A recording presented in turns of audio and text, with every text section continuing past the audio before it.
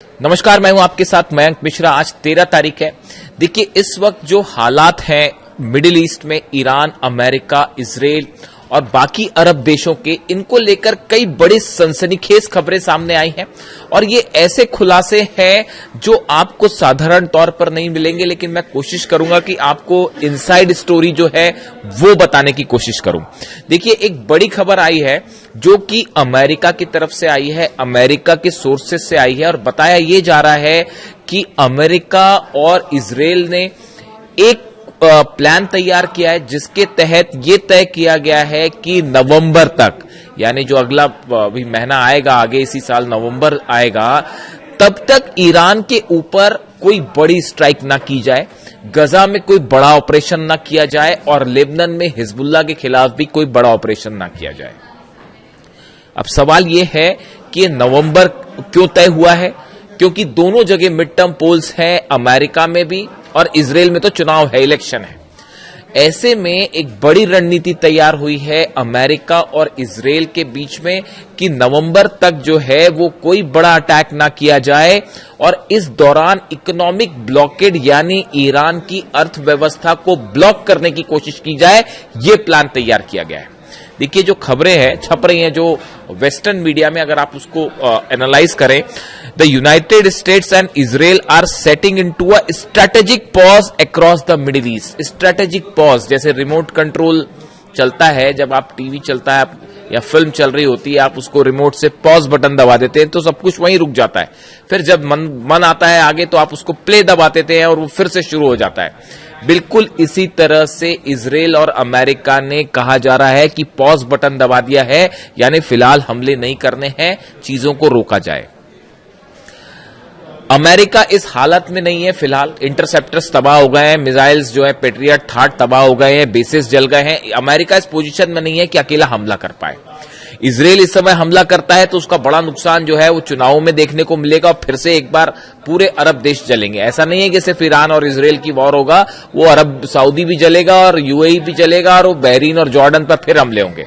America की सारी companies तबाह की जाएंगी, यानी बड़ा इकोनॉमिक नुकसान होगा। इसलिए चुनावों को देखते हुए डोनाल्ड ट्रंप और नेतन्याहू ने प्लान तैयार किया है कि नवंबर तक कुछ ना किया जाए, नवंबर के बाद फिर से बड़ी स्ट्राइक की जाए। बात नंबर 1। 3 बयान आपको बताता हूं, बड़े छोटे छोटे और फास्ट।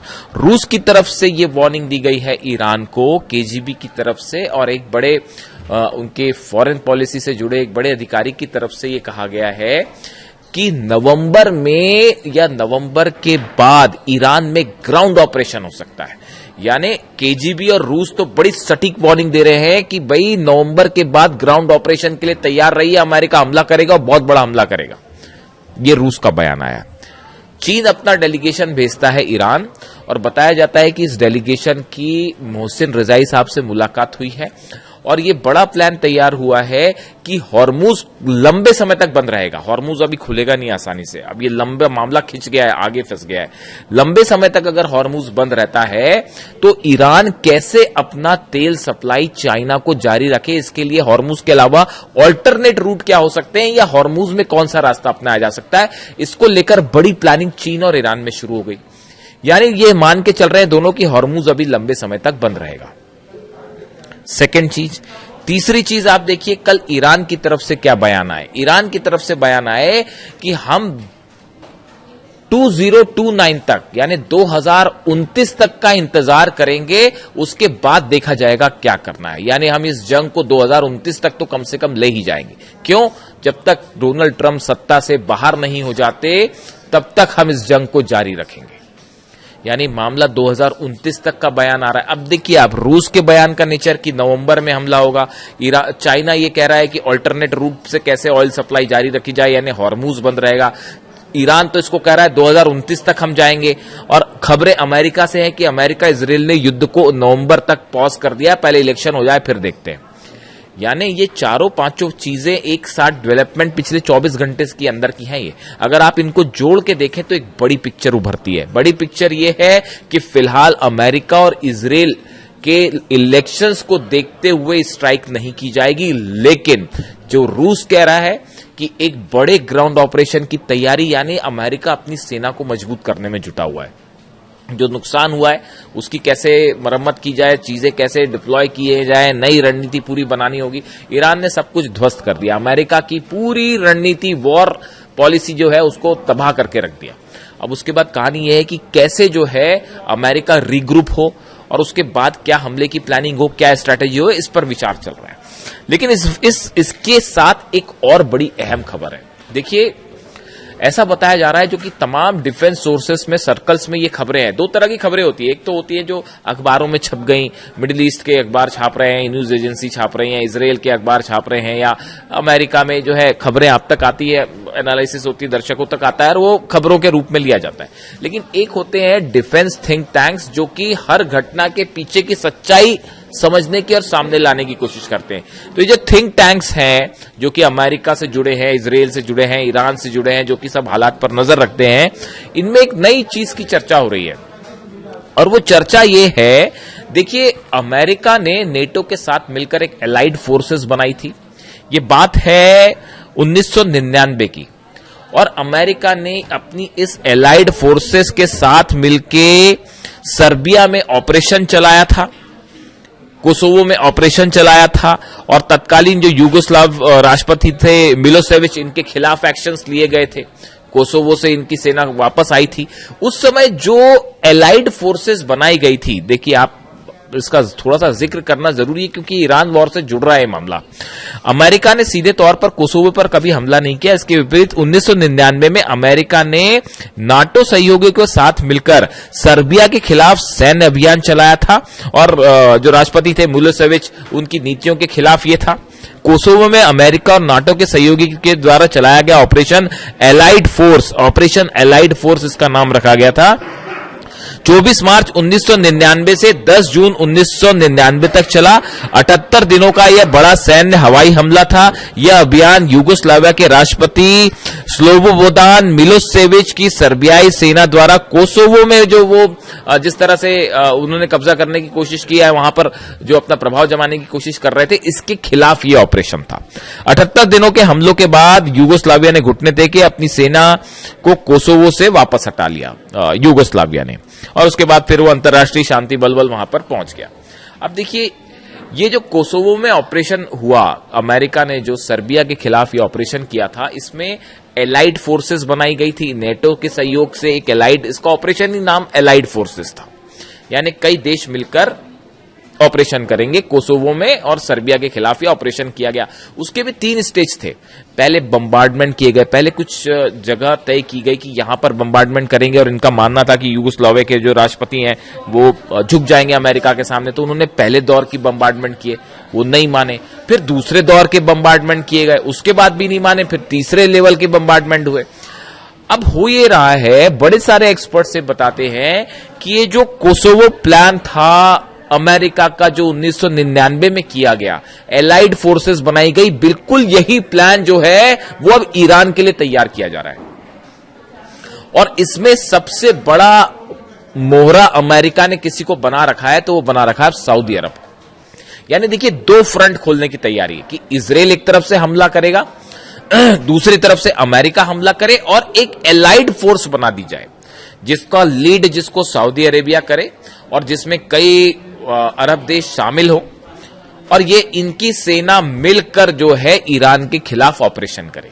ये जो बार बार आप सुन रहे हैं कि 14 देशों की सेना बनाने की कोशिश है, और ये जो है लाल सागर में जहाजों की सुरक्षा करेगी, हॉर्मुज में ऐसा करेगी, वैसा करेगी, ये दिखावा है सिर्फ। अंदर का प्लान ये है कि अरब देशों की एक एलाइड फोर्स बनाई जाए जिसको ईरान के खिलाफ उतार दिया जाए, और ये प्लान नवंबर के बाद एक्टिवेट किया जाए। और इस पे काम शुरू हो चुका है, ये काम शुरू हो गया है। जो सऊदी, जो नेटो बनाया गया, देखिए इसमें बड़ी सारी चीजें हैं। असल में मामला फंसा कैसे है, इन सब अरब देशों का स्टैंड जो है वो इजराइल के खिलाफ है, खासकर फिलिस्तीन के मुद्दे में सब इजराइल की आलोचना करते हैं। तो मामला यहां बिगड़ जाता है कि अगर इजराइल इनके साथ आ जाए, जो कि आएगा नहीं कभी, कोई भी मुस्लिम देश जो है वो इजराइल को अपने साथ लाने को तैयार नहीं होगा, तो ऐसे हालात में एक तो इजराइल का विरोध, यहां पर मामला जो है वो फंस जा रहा है। दूसरी चीज आप देखिए, ईरान जो है, ईरान की तरफ से जो रिटेलिएशन है, जब ईरान पर आप हमला करेंगे, कोई एलाइड फोर्स मान लो बन भी जाती है, कुवैत की, जॉर्डन की और इजिप्ट सब शामिल होकर मान लीजिए एक एलाइड फोर्स बन भी गई, तो उसके बाद भी क्या वो हमले की हिम्मत कर पाएंगे ईरान से? और अगर कर भी दिया तो उसके बाद ईरान की तरफ से जब पलटवार होगा, क्या अरब देश उसको सह पाएंगे?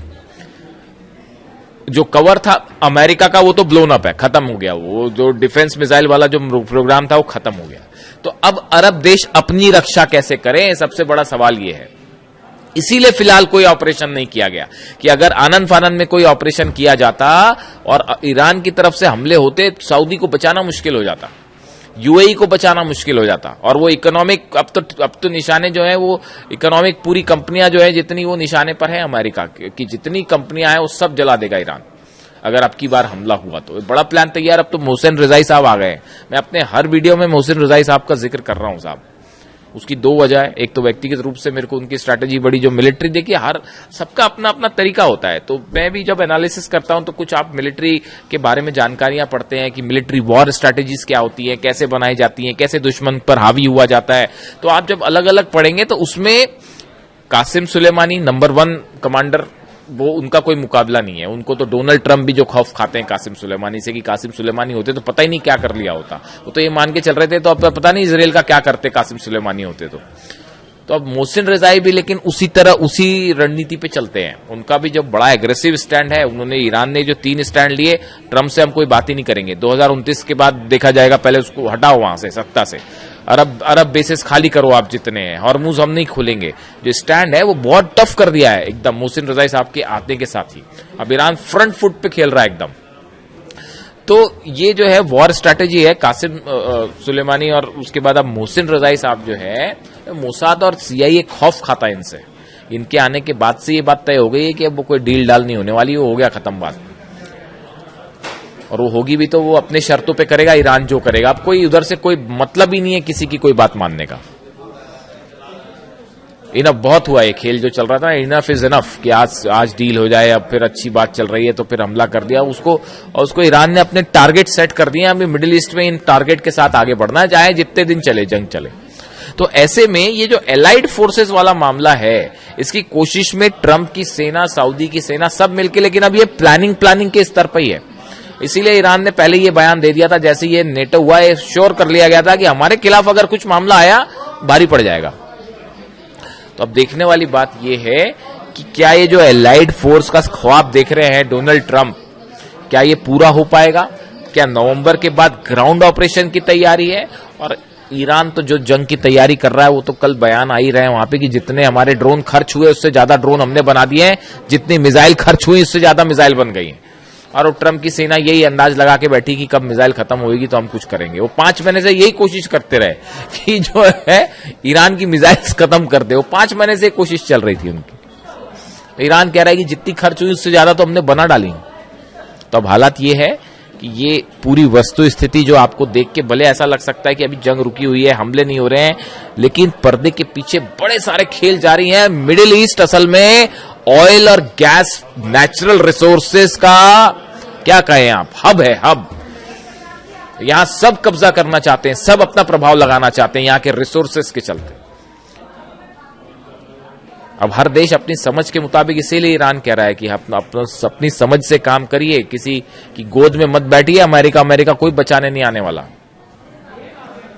यही बात अली खामनी साहब ने भी कही थी। Anyway, thank you so much. Video कैसा लगा कमेंट करके जरूर बताएं। मैं आपके सारे कमेंट्स पढ़ता हूं, कोशिश होती है जवाब भी देने की। Thank you so much.